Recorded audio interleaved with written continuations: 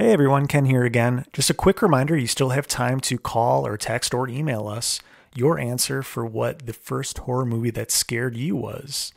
We'll be compiling all of the answers and playing them after Halloween in the first episode of November. So we would love to hear from you.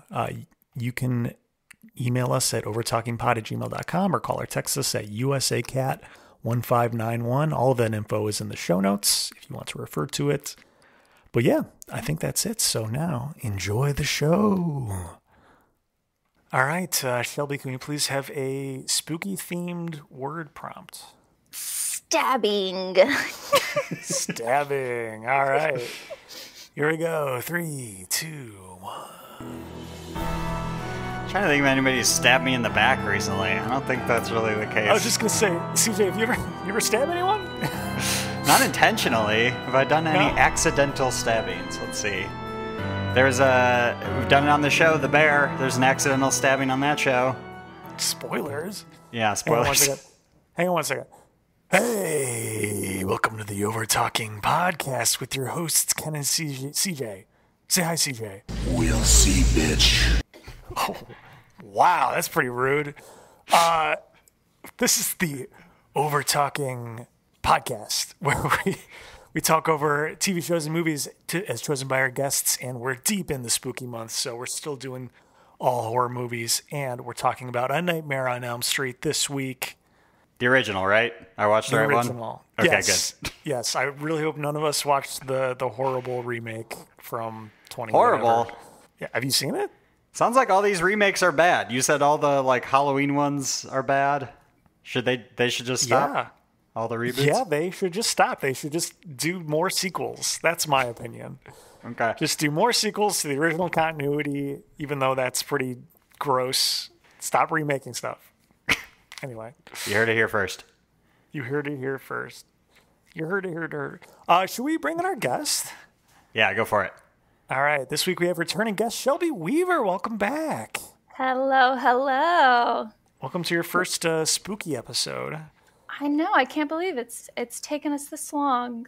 I know. I didn't know you liked horror movies until recently, so I'm glad we could have you back on. I know. I feel like finally I'm going to bring some stuff to the table that CJ is going to hate and you're going to love. And I think that's important. I think it's important to keep it fresh, keep it balanced. Yeah. Yeah, it's super fresh that CJ hates something that you choose. So yeah. Yeah, I love it. I love watching things I don't like. Yeah. Just take a look at every episode of this show. No, just kidding. There's some good ones. Shelbi, I saw you nodding along. What's your opinion on remakes? Oh my goodness. I just don't understand the fascination with remaking things that are so loved. And also the reason, for this movie, for instance, is the reason why it's so good is because it's 80s. It's just yes. Unabashedly 80s and silly, and you can't remake that. And then with Halloween, you can't remake the conditions that those movies are made in. So I agree with you. I'm just make something new. Just make a new thing. This movie in particular, the remake, was, I feel the most troubling of the, in my mind, the three main horror movie franchises are Halloween, Friday the 13th, and then A Nightmare on Elm Street. Mm-hmm. But the other two, they're wearing masks, so it doesn't really matter who's behind the mask. But once you replace Robert Englund as Freddy Krueger, it's just a totally different thing, and it's so bad. Yeah, it was unsettling for the wrong reasons. I was very uncomfortable watching the Nightmare reboot, but not because of the reasons I should be. I was just who's that? Who's that person? I don't recognize that guy. Who's this fucking rando? Get him out of here. I'm not afraid of you. Who are you? Who do you think you are? Because you're not Freddy, that's for sure. All I know is you're not haunting my dreams tonight. That's it. No respect. You immediately lose the respect, I would have been tickled to find out that it was Robert Englund's brother, how Gallagher's brother took over the franchise and just made money off of his name. Tom Englund. Yeah, exactly. Some bozo. Yeah. Somehow named the same, but he goes by Bob instead. Yes. You also I agree with what you say about reboots with masked figures, because those were stuntmen for all terms necessary, whatever the phrase is. But like Freddy Krueger is played by an actor, which like wasn't really like the thing that people are doing back then. Right. It was mostly, like just kind of characterless, scary, masked dudes just like chainsawing people and running around chasing people outside. And so like the whole point of the movie is Freddy. It's his personality. And so when you take that out of there, it's kind of like, I don't know. Then he just kind of looks like a zombie, and that's not really very scary. Yeah, CJ, we'll have to watch the remake maybe next year. Because I assume you have not seen it, right? Correct, yes. Yeah. That's a safe assumption. That felt pretty safe. Dang. Are the sequels good? Yeah, the sequels are really good. I would agree with that. I think that it continues the trend of like you're waiting to see what cool death happens. Like that's kind of the game of Nightmare. Like the deaths are really iconic, and I think it continues that trend. And you still have Robert Englund just being a fucking menace to all these children. I forgot how little Robert Englund gets to be like what we know now to be like Freddy, with like the one-liners and the like comedic almost lines that he has. In the first movie, he doesn't really have much of that at all. He rarely speaks, really. Yeah. But yeah, it's the sequels where you really he really opens up, and it gets like kind of He opens up. He opens up, he starts calling everyone bitch. Yeah. Both metaphorically and physically, when he like sliced himself open and maggots came out. Yeah. You get to see his true self. He really lets go, and it's great. It's I really think it's the sequels that make him like a horror icon. Yeah, Gotcha. for sure. Because I mean, that quote was not from this movie, right? That you just played? Correct. That was from a YouTube compilation of every time he says bitch in the franchise. Yeah.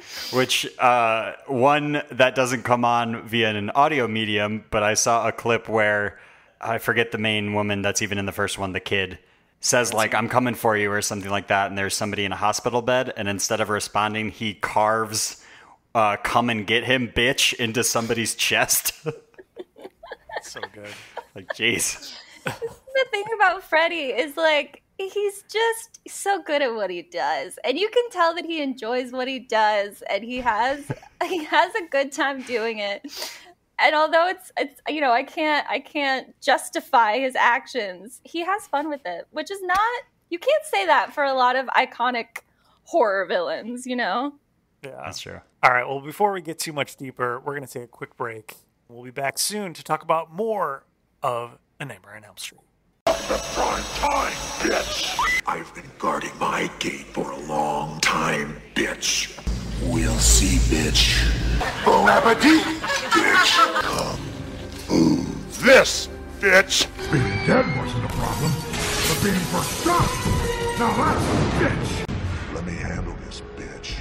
It's not my fault this bitch is dead on her feet. Welcome to my world, bitch. Die, little bitch. Think you're so smart, huh, bitch? And we're back on the Overtalking Podcast, joined once again by Shelbi Weaver, and we're talking about A Nightmare on Elm Street. Shelbi, we're going to put 30 seconds on the clock for you to describe for someone who's never heard or seen A Nightmare on Elm Street, which is wild, what it's all about. And I'm going to give you some backing music. Ready? Go. So we have these kids, main one, Nancy. They're having bad dreams. And in the bad dream, there's this really, really scary guy. And they're like, what the heck? Turns out, scary guy, scary in real life too. Is it real life? Is it a dream? I don't know, but there's a lot of blood happening. They defeat him. Do they? I don't know. Maybe he'll come back. Spoiler alert, he does. And also, the backstory of him is kind of sketchy. Not a great dude. Really funny dude, though. Iconic soap opera acting. Great. Before we go too much farther, so the prompt for this month is the first horror movie that actually scared you, and this is what you chose. Can you talk about maybe the first time you remember watching this? Yeah, I grew up with a lot of horror. My mom and my sister watched a lot of horror, and I'm the youngest in the family, so I just, what else was I going to do? So I just watched it with them. They didn't really want to watch Disney movies anymore, so I didn't watch them, and so I would just watch scary movies with them. And this was the only scary movie as a kid that actually impacted me, like, and made me scared because I'm a very vivid dreamer. And so I remember watching the movie and then going to bed that night and then having dreams about Freddy Krueger and then waking up and being like, oh my God, it's happening. Which just goes to show how brilliant of a premise Nightmare is. Like, as silly as it is and as campy as it is, the premise of it is pretty good because that's what happened. You watch the movie as a kid, you go to sleep, you have a nightmare because you watched a scary movie, and then you're like, well, now I'm even scared. Now I'm even more scared. Yeah. It happened. So yeah. And also I am really afraid of like sharp objects. Like, I can handle gore, no problem. But when people start slicing and dicing, that's kind of when I'm out. So Freddy Krueger's hands just really haunted me as a child. And yeah, that's pretty much it. I can relate to that a little bit in that, like, gore does not bother me at all. I usually find myself laughing at those parts because some of the effects are pretty ridiculous. But for some reason, similar to slicing, like, paper cuts, that gets me. Watching somebody have a paper cut, I'm like, awful. Medical shows, anytime someone's using a scalpel, I'm out. I can't do it. It's needles for me, which there is a famous Freddy kill later on in another movie where his hand turns into a bunch of needles. That one will always stick with me. And I also just wanted to add on of you saying it's very 80s. I also took note of that. The amount of like synth in this movie is very, you're like, So right, good. mid-80s. Love it. Certainly sounds The music is incredible. Also, like, the fact that this movie was pretty much put together with like string and hope. Like, it was just one dude in a tiny room making all those sounds, and I love the soundtrack to Nightmare. It is like the quintessential like 80s synth horror kind of thing. Yeah. Absolutely. Circling back to the kind of psychological aspect of this movie, right? I think the one thing that probably most people are scared of is the fact that he kills you in your dreams, and everyone dreams. As the doctor points out. And so if you have a nightmare about it, you think, oh shit, is that me? Is that happening to me? Which is wild. CJ, have you slept yet since you've watched this movie? I have slept. Okay. Whether or not I slept well, I don't know. Yeah, but that's also that's just kind of a common occurrence, regardless of what I've watched.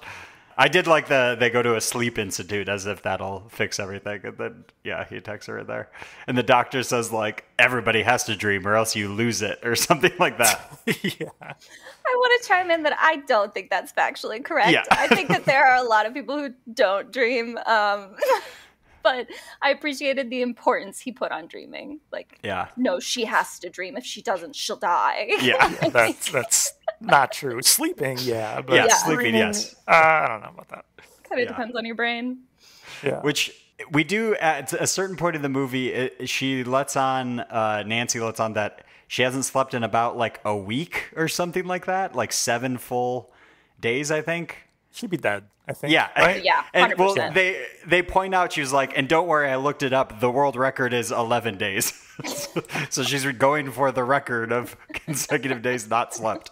Jesus Christ. And then the one line I wrote down around that was her friend, I think, like asks, hey, have you slept yet? And she says no, and then looks into a mirror and goes, oh God, I look 20 years old. Which, big ouch. That's DJ. That is that's in my top 3 favorite lines of this movie. Not 20 years older, 20 years old. My God, I look 20 years old. That is tied with that. I think the other top in the top 3 are Screw Your Hall Pass. That one's great. Very good.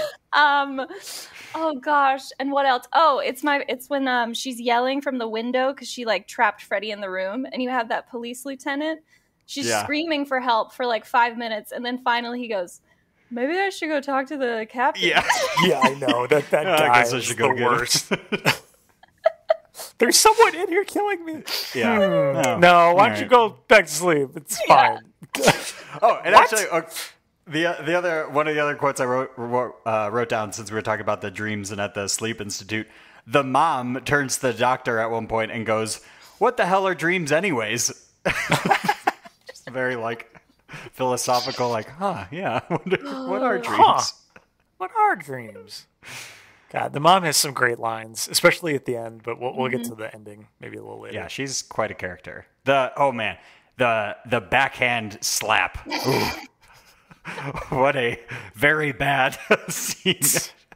They cut away and it's like a terrible sound effect, not even remotely sounding like a slap. I think Nightmare has some of my favorite bad horror acting because it actually works with the comedy of the movie. Like, it doesn't detract. It makes me enjoy it more. Like, no offense to Nancy, but some of the most wild acting choices you have ever seen. One of my favorite kind of like final girls, just because like what is she thinking? Like, what is she doing? Also, I mean, but you could argue that like Nancy as a character is one of the best final girls because she kind of she's accurate in the fact that she legitimately loses her mind, you know? And does not sleep for 7 days. Yeah, and when people around her are like messing up, she's mean to them, and I'm like, yeah, that's. She yells at her boyfriend and she yells at her mom, and she's not like really like she doesn't care if people like her. She's nice and she's So I love. To be Nancy. fair, everyone around her is horrible. Oh, 100%. Very her boyfriend incompetent, literally can't like do the one thing she asks, which is for him to stay awake like past 11 p.m. or whatever. Her dad. It's a school night, Ken. They need their sleep. Oh my God. Her dad chronically does not believe her and just completely writes her off no matter what happens. Her mom is a complete alcoholic and can't do anything for her. Yeah. Even though the mom knew the whole time who Freddy Krueger was. Yes! Even though That reveal. multiple times hears his name be said by her daughter and doesn't say anything. The adults failed Nancy. And Yes. God. Completely. The adults, every adult in the town knows who Freddy Krueger is. Yes. And she's like just spouting that off left and right, and no one believes her. And that's so ridiculous. Which, okay, just to put you in the shoes of me, never seen any of these films, basically just know that Freddy Krueger is a guy with claw hands and attacks people in their dreams. Literally, like, that is the end of my knowledge, and says bitch a lot, apparently. So, for me, the opening credits are, we see him put together the hand. We don't even see who he is. We just see the assembly of, like, the hand and him just going, like, and groaning and stuff. And then the movie starts, people are getting attacked in their dreams. I still have no idea who this guy is, who these kids are, why they're being attacked. Then we're about maybe 20-ish minutes before the movie ends, and finally they're like, oh, Freddy Krueger, let me tell you about him. Like, oh, that's who this... So that's why the kids are being attacked, because they're the children of the parents that set him on fire. Straight up murdered somebody, so he's come back for revenge. Like, then that's like, oh, okay, that's why these kids are involved. So, but for a full hour, I'm just like, I guess this guy's mad at them and I don't really know. Well, and all those parents saw their kids die in such egregious ways and didn't I don't know, call a meeting, didn't say, hey pals, let's sit down. Yeah. All hey, remember the kids are last dead. meeting we had when we decided we were going to hunt this guy down and kill him? Maybe let's reconvene. Let's check in. Yeah. Let's circle up on that group again. Yes. That PTA meeting where the mom walks into a room full of blood. It's like, I don't know, something happened. He died. How's there blood everywhere? He's just blood now. He's just blood now. He's just blood. The adults in this movie, I actually think, give the worst acting because they see like what should be the most traumatizing stuff. Like, they are watching their kids die in brutal ways. Mm-hmm. And the acting is so oddly nonchalant. When Nancy and her dad both see her mom burnt to a crisp, get sucked into our like hell bed, whatever you want to call it, he just stands there and he's like, okay, are you okay? And then he walks out and the lieutenant is like, are you okay? And he's like, no. That's it. So, to be fair, let's talk about the ending maybe for a second. Nancy's probably still dreaming at that point. So I don't know if we can really reliably say that that's her dad or not. True. Okay, that makes my thoughts make more sense, because I was also a little confused by the ending. Yeah. Because, like, didn't the mom die, but now she's here? My interpretation is that Nancy went to sleep to pull him out, and she just didn't wake up. That's it. So anything after that is a dream, basically. She never really pulled him out. She is, just being hunted by Freddy, and everything else is just Freddy's manifestation of the people around her. Which then, because the very ending is obviously, people have died, and now they're back, and obviously it's a dream. So yeah. And we get our really only piece of sort of like CGI adjacent, which is Freddy turning into like Stardust, which doesn't really match the lore of him whatsoever. So that it makes it clear that did you really fight him off with faith and hope, Nancy? There's like 8 more movies, so I don't think so. I don't think he did. when he turns into a convertible at the end, I think it's safe to say that he's still alive. It's sort of an interesting message for like the teenagers that are being attacked in this movie of like, hey, if you just turn your back to your bully, all your problems go away. That's right. No, I don't think so. It's funny you say that because Freddy Krueger, the name was the name of Wes Craven's elementary school bully. That's why he named him Fred Krueger or Freddy, because that was like the kid who bullied him on the playground. So that, you know what? That's actually a very fair analogy for the movie. Dang. Yeah. Mm-hmm. What did you guys think of the mom getting sucked through the door window? Very funny.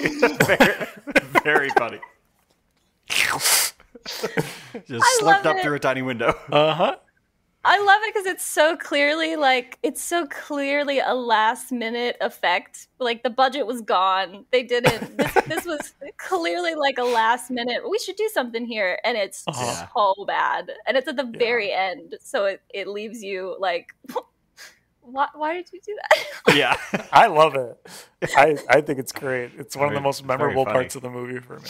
100%. It's hilarious. It's hilarious. The whole movie is hilarious. I was actually talking to a friend about this, and I was like, this movie scared me the most as a child, but now it is one of the movies that makes me laugh the most. And he said that when he was a kid, he's much older. When he was a kid, the movie that scared him the most was The Exorcist. And he now thinks that is the funniest movie in the world. And it's very funny.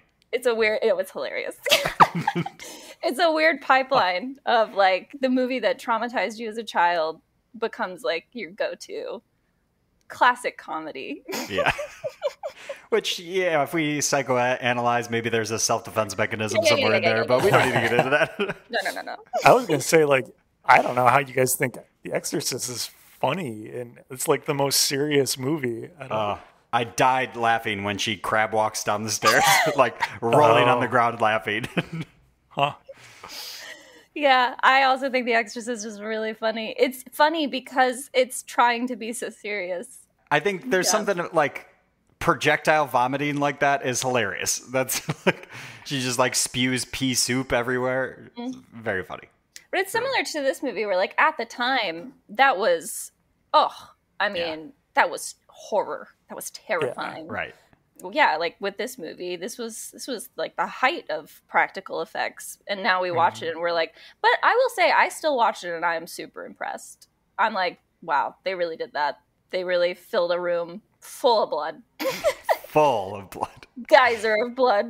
Yeah. We watched this movie as part of that horror film class that I mentioned last week. And the only thing I remember that the professor was trying to say about this movie was that scene in particular where Glenn gets sucked into the bed and then there's just a geyser of blood that shoots out. We were supposed to like look in the background and see if there's anything else that might tell you what this scene might have to do with. And there's like a hand painting that he has hung on his wall. And apparently we were supposed to take out of it that like this scene has to do with like masturbation or something like that. I don't know. I totally wrote off that class at that point because I'm like, That seems like a stretch. Really? What does that have to do with anything? Like, why would I even see that in that scene? But I don't know. I'm pretty sure Wes Craven, before he did horror, did like adult films. So I don't think there's much of a morality clause in. Yeah. Also, you mean to tell me a teenage boy in high school masturbates? I know. What? Yeah. Let's not forget this movie introduces Johnny Depp to the masses. That's right. Oh my god. Yes. Shocked when I saw that name come across the credits. And it says like introducing Johnny Depp, which is such a funny thing to see. Yeah. That I was wondering, so yeah, like I agree that I like the special effects, and as I'm watching them, my mind is just going like, I wonder how they did that. And with the blood geyser thing, I almost thought that they maybe created the bedroom to be flipped upside down, and so it's like blood pouring out. Yeah, okay. That is literally what they did. Okay. You can see Nailed the it. blood like pooling on the ceiling. So, Yeah, there's like a desk lamp in the back that like the angle in which way the blood was coming out was like, oh, I think it's upside down. That'd make They did the everything same super easy thing. too. They did the same thing with the girl at the beginning of the movie who dies. Yeah, I figured. She ends up on the It was like- ceiling. Yeah, and that's why the angle is like that. Yeah, they basically made an Inception room, and they were Yeah. like, "We got to get our money's worth out of this thing. What else can we do in here?" Yeah, Right. exactly. But I'm pretty Stole the sure. I'm pretty sure when they did it, they only did it once, and it harmed a lot of people. I think a lot of people got hurt. There was like Oh, no. someone got electrocuted. I'm pretty sure it like. Oh. I'm pretty sure they lost control of it, and blood just started gushing out of it, and everyone had to run. Like, Huh. Where's that That's film? I want to watch that. The making of. I would have loved if someone just had like a camcorder, Yeah. just filming. That must have been a chaotic set to be. Everyone running away in true like terror. God. Dang. I was just gonna ask what your favorite like practical effect or death was. Like, what's your personal fave? Ooh. It's probably the blood geyser. Yeah, probably just the blood geyser. That was fun to watch. Yeah. It was also cool to see him get kind of like swallowed by the bed. I thought that was kind of like a fun effect too. Even though I'm sure it's just, a big hole that he falls in through. I did think though, then it like the stuff around him gets sucked into the bed hole too. And it's those gigantic CRT TVs that like, I was like, ooh, I hope that didn't like fall on him. That would have hurt. Oh yeah, that would have really hurt him. Yeah. He would have. Yeah, that he would have felt, even though he's Yeah, been that's what liquefied. probably did it. I did also like, oddly enough, which is probably like the least noteworthy, but the hanging scene in the prison. Yeah. Yeah. It's actually kind of cool the way the sheet like wrapped around his neck. Yeah. Yeah. Actually, I don't know how they did that one. Yeah. I assume they filmed that in reverse and like pulled it out. Yeah. I don't know. Or Yeah, I it was like, just picturing like a wire in the blanket so that it has some like structure could to be it, too. and then maybe a string that pulls it along or something. But yeah. What was your favorite, Shelby? Favorite kill? I really like my favorite death is Tina's, that first one. It's pretty brutal. That one's actually pretty scary. The way she like crazy. levitates off the bed. Yeah, and she opens the movie, so like I love a bold first kill. The girl who opens the movie dead. Yeah. And then like the one guy who like believes Nancy dead. Like, so she's just here with poor clueless Johnny Depp who has no thoughts, just vibes. But my second favorite is actually just when Nancy's sleeping and he like squeezes through the wall. Oh yeah. You see that like was his cool. impression on the wall.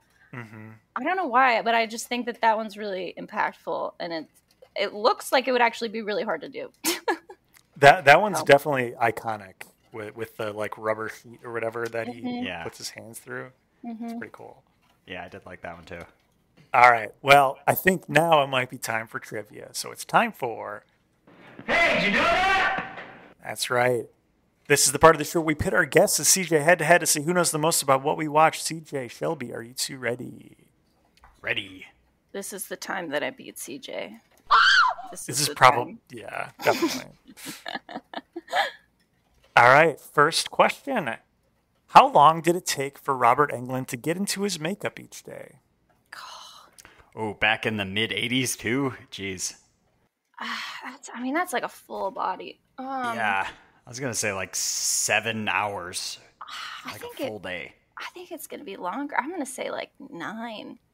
Ooh, not off to a good start, Shelby. CJ's closer. It's only 3 hours. Oh. It's probably not full. It's probably not full, right? It's probably just some gloves and the face mask. Yeah, I guess, yeah. All right. CJ gets the first point. Next question. This one's worded kind of weird, so I'll try to clarify after I read it, even though I wrote it.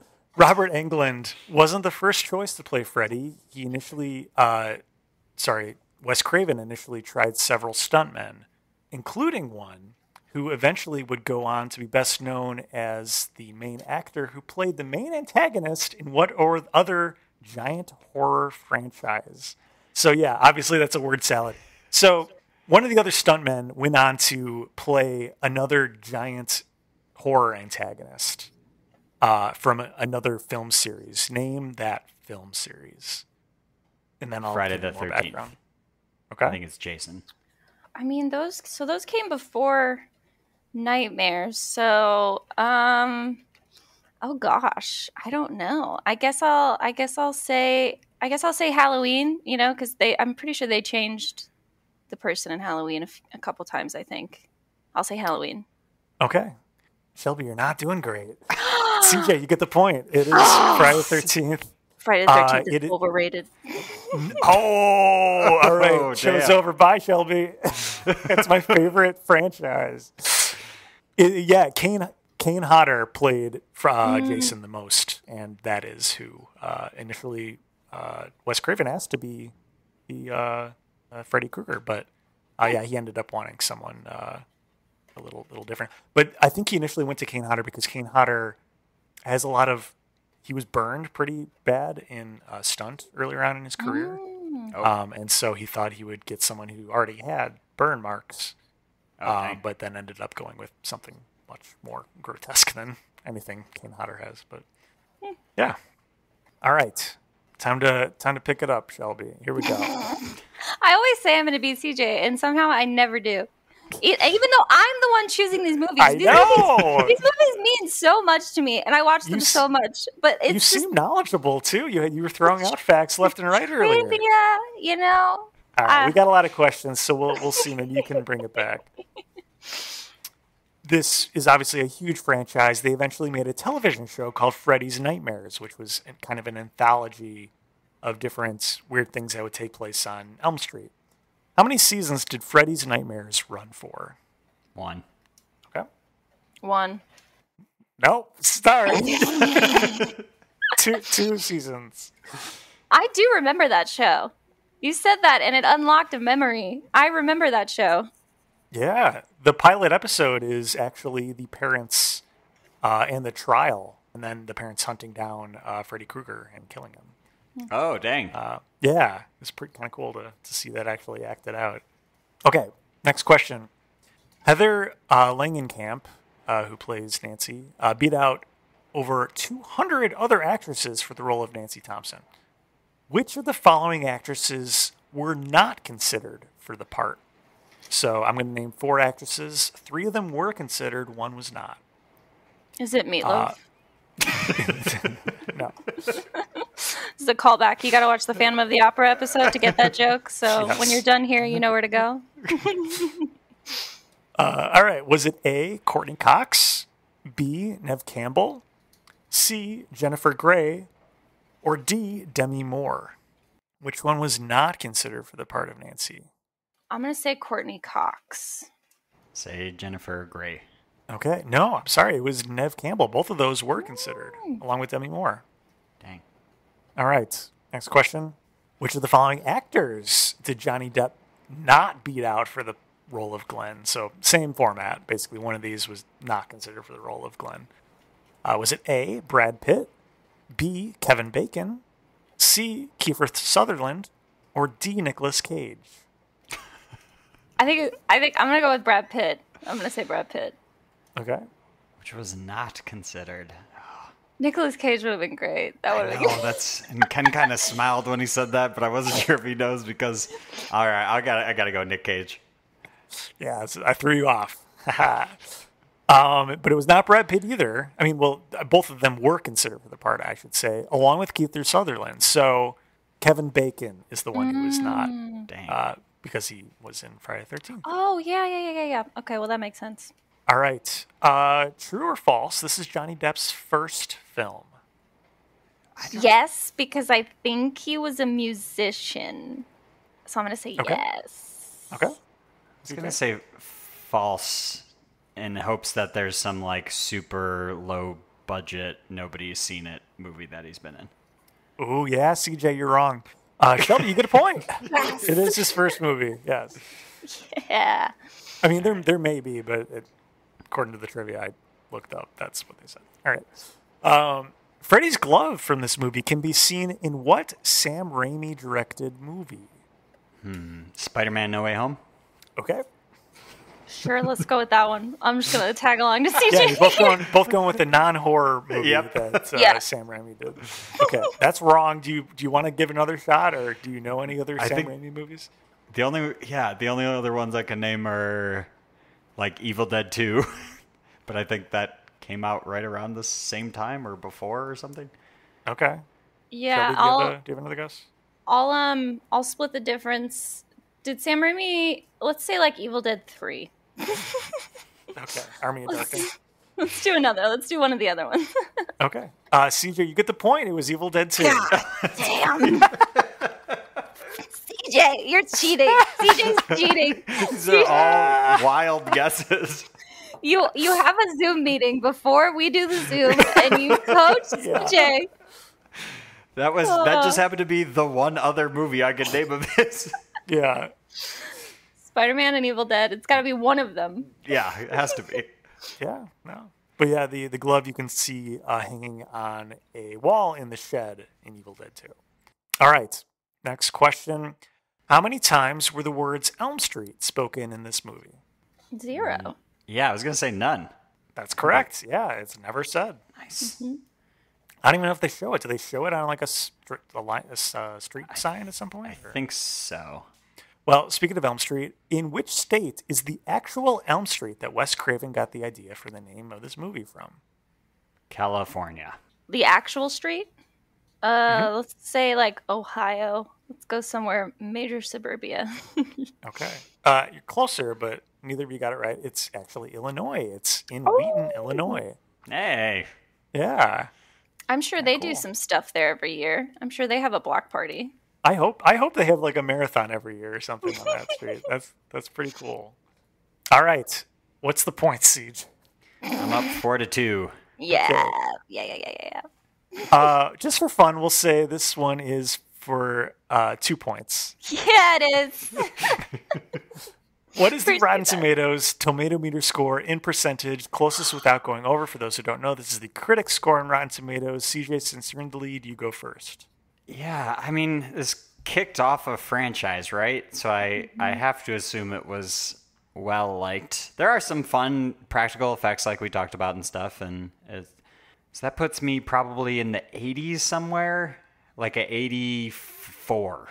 Okay. Shelby? I'm going to go 85 because I also agree that it's somewhere in the 80s. Shelby, you tied it up. Good job. It's actually 95% for the critic score on Rotten Tomatoes. Yeah. Pretty incredible. That's dope. Yeah. All right. So it's all tied up. So here we go. Oh, boy. And we're going to give Shelby the advantage again. What is the audience score on Rotten Tomatoes just closest? I think it's going to be really high. I think it's going to be like 90, like 98. I think it's going to be super duper high. Okay. I was going to say 90. All right, CJ's our winner! I feel good about this. It's actually lower. It's 84% for the audience. Really? Yeah. Those people, they didn't get it. It scared them. They didn't get it. They didn't like that it scared them, even though that's like the point. They're a bunch of babies. They rated it lower. Exactly. Bunch of babies, yeah. Well, sorry, Shelby. Maybe next time. At some point, I have to win one of these. I don't think I have yet, and I have notoriously chosen the movie that we've watched Yeah. every time. You'll get it next time. Well, I think it's time for our ratings then. Ratings. Rating Shelby, on a scale of 1 to 10, what would you rate A Nightmare on Elm Street for you? Definitely like an 8 out of 10. It's a movie that I watch every year. It's very nostalgic. It makes me laugh. It's very quotable. It's a lot of great quotes. And it's a bigger franchise with some really good sequels. So I don't just watch the first one, I'll watch like the first 3. So yeah, I think 8 out of 10. 8 out of 10 is good. Nice. CJ, you want to go next? I think this is one of the cases where talking about it has helped. I think my score has gone up. Because I think you're right in that, like, especially now watching it, yeah, it's very campy. I think that's sort of the point. It's also, yeah, probably not acted great, but, you know, whatever. There's one scene in particular, I remember Nancy showing up to the jail cell where the friend's being hung, and she is kind of like stepping towards the cell, is horrified, but then just all emotion on her face goes away in like a second, but they kept that shot in the movie. So she's like determined, like, ah, and then just like just straight faced. But they leave us like, wait, did nobody catch that? Like in the edit? Like she stopped acting for a second. Some great lines. Yeah, I think this is, I have enjoyed this one the most so far in Spooky Month. Yes. I think this is getting a 7. Wow. Yeah. Because, yeah, I don't think it's to be taken seriously, and that only helps. Because if you go into it with that of like, yeah, it's a campy, fun horror movie, then, yeah, it was kind of fun. Mm-hmm. Mm-hmm. Absolutely. Awesome. I'm glad you loved it. Yeah, I love 80s horror for that reason. Yes. Yeah, you absolutely loved it, and you're going to watch it over and over. I didn't say that. This is a movie that the people in my life that don't like horror, there are a lot of them. This is the movie that I show them when I'm like, let's watch a scary movie. This is the one that I tell them, like, this is not going to scare you because, you know, you're now over the age of 10. Mm-hmm. But you are going to enjoy it, and it's going to be fun. And it is sometimes going to be a little bit scary, but in a way that's like, you know, it's enjoyable. It's nostalgic. So it's a good introduction to becoming like me and Ken and only watching horror. Yeah, I don't know if I'll ever get there, but yeah, that's certainly a start. Ken. All right. For me, this is a classic 80s horror movie. I love it. I have to go like a 9. Like it's nice. You know, one of the great horror movies of the 80s. Like it's so good. It's a lot of fun to watch. It's not overly scary, but there are some like kind of scary moments in it still too. So you kind of get like the best of both worlds. So yeah, I think a 9 for me. Dang. All right, y'all, we did it. I successfully did it. The fact that I just got ratings from y'all that were over 3 is truly, it's a win in my books. And I don't know how I'll ever top this. I don't know how I can ever come back from this, you know? A 7 and a 9. We believe in you. We believe in you. Before we end the show, I just have a random question. So Halloween's coming up. Shelby, how do you typically celebrate Halloween?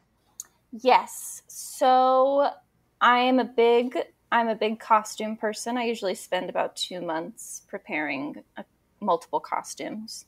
Dang. And what are some examples you've done in the past? Last year we did a full woodland fairy group costume thing. Did a Jessica Rabbit. This year we're doing a huge Clue group thing. Cool. And I am trying to convince my boyfriend for us to do a couple's costume where we're the, you know, the cowboy and the Roman emperor from Night at the Museum, you know? Yes, kind of. Vaguely, I think, yeah. And they oddly have like a lot of romantic tension, the little miniatures. Trying to convince him that we dress up as that this year because I think that would be hilarious. But yeah, and then I pretty much always spend the morning just watching Halloween. Just kind of going down. That's my morning Halloween watch, for sure. Nice. Mm-hmm. All right. Well, I think that's going to wrap up the show. Thank you, Shelby, once again for joining us. Do you have anything you want to plug at the end here? I don't think so. We're going to be reopening IO Theater in November. So please come out and be a part of that. It's gonna be completely new, and it's gonna be completely different and bigger and better than before. So if you want to come see some comedy, then that's where I'll be pretty much every day. So Hell yeah. Cool. That's the IO Theater in Chicago for our international listeners. Tickets are cheap. Fly out now. O'Hare. Yes. Cool. Well, thank you once again for coming back on. CJ, what do we have to plug? You can follow us on all the things at Overtalking Pod. Call or text us at USACat1591. Email us over overtalkingpod@gmail.com. Go to our website, overtalkingpod.party. It's a real website. You can type in the word Shelby. Find our Phantom of the Opera episode that was referenced. We disappointed her, which is, I don't think, too surprising. But yeah. Oh, no, they're here.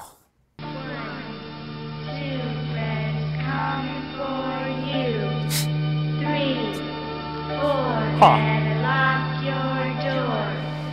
This is the first time I've heard them speak like this. 7,